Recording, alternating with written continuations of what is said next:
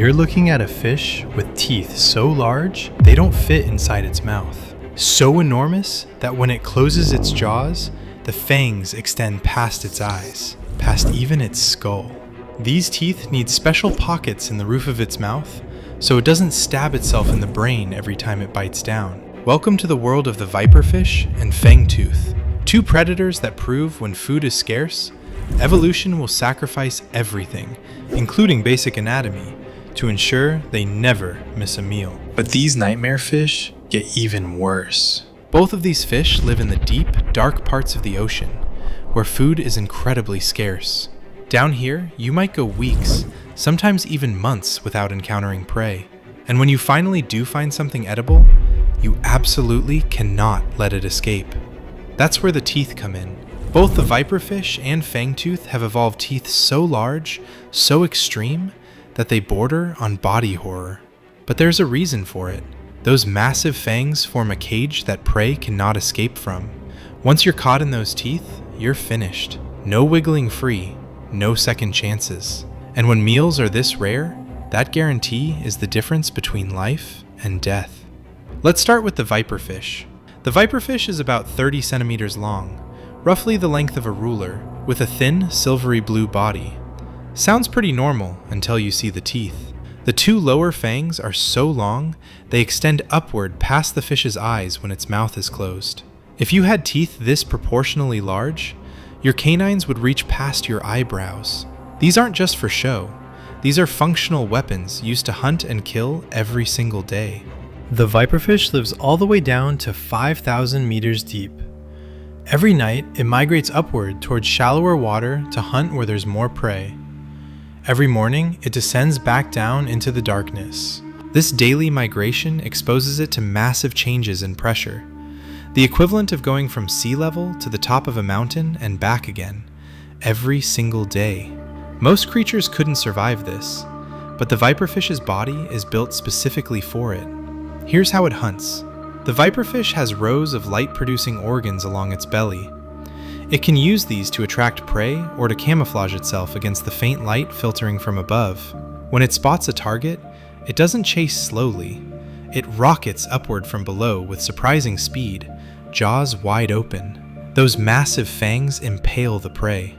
The teeth are angled backward, so once they pierce through, there's no pulling off. The more the victim struggles, the deeper it gets impaled. The viperfish's jaws can unhinge to an extreme degree, allowing it to swallow prey almost as large as itself. When you might not eat again for weeks, you can't afford to turn down a meal just because it's too big. Researchers have found viperfish with fish half their own body length stuffed into their stomachs, swallowed whole.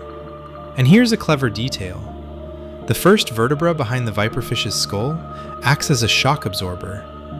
When it strikes prey at high speed, this vertebra prevents it from snapping its own spine from the impact. Once those teeth close, they interlock like prison bars. As one researcher described it, there is no chance of escape.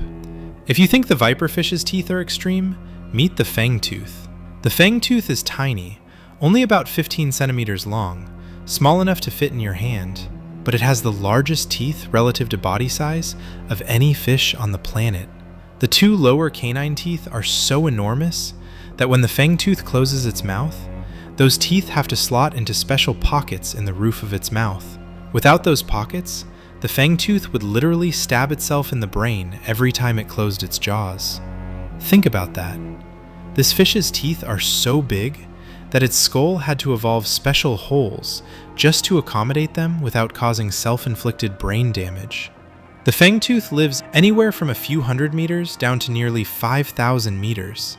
That's almost 5 kilometers below the surface. At 5,000 meters, the water pressure is roughly 500 times what you experience at sea level. If you were transported there instantly, your body would be compressed to about the size of a basketball before it ruptured. The fangtooth's body is built to handle it. It has no swim bladder, no air spaces that could be crushed. Its body is compact and dense, with strong bones and muscle adapted to function under pressure that would make our organs simply stop working. Its eyes are tiny, barely functional.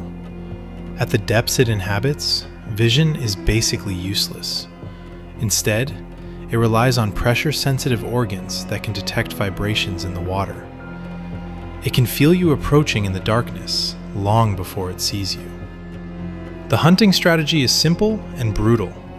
Hang in the deep darkness, sense prey passing by, lunge forward, and bite. Those enormous canines punch through scales and flesh. When the jaws close, the upper and lower teeth interlock like the bars of a cage, trapping anything caught between them. Also, if you guys like weird and creepy sea creatures, just like I do, make sure you hit that subscribe button. The fangtooth can trap prey larger than itself. Researchers have found them with fish wedged between their fangs, unable to escape even in death. The viperfish and fangtooth represent the same evolutionary solution to the same problem. When food is scarce, when you might go weeks between meals, you need teeth that absolutely guarantee your prey cannot escape. Both fish have sacrificed normal anatomy for pure killing efficiency. Fangs that extend beyond their mouths, teeth that need special skull pockets, jaws that unhinge to swallow impossible meals. And it works. These fish have been hunting in the deep ocean for millions of years. They've survived because those ridiculous-looking teeth do exactly what they're supposed to do. They trap prey that cannot escape. Right now, viperfish are migrating upward through the darkness, fangs extended, hunting. Fangtooth are lurking in the deepest parts of the ocean, sensing vibrations, waiting for prey to pass within range. And when they strike, those teeth ensure their meal doesn't get away. In the deep ocean, where every meal might be your last for weeks, teeth too big for your own face isn't a design flaw. It's perfect adaptation. Thanks for diving into the deep with me. If you enjoyed these toothy nightmares, hit subscribe for more deep sea horror. Drop a comment. Which disturbed you more? The viperfish's fangs extending past its eyes? Or the fangtooth needing skull pockets to avoid stabbing its own brain?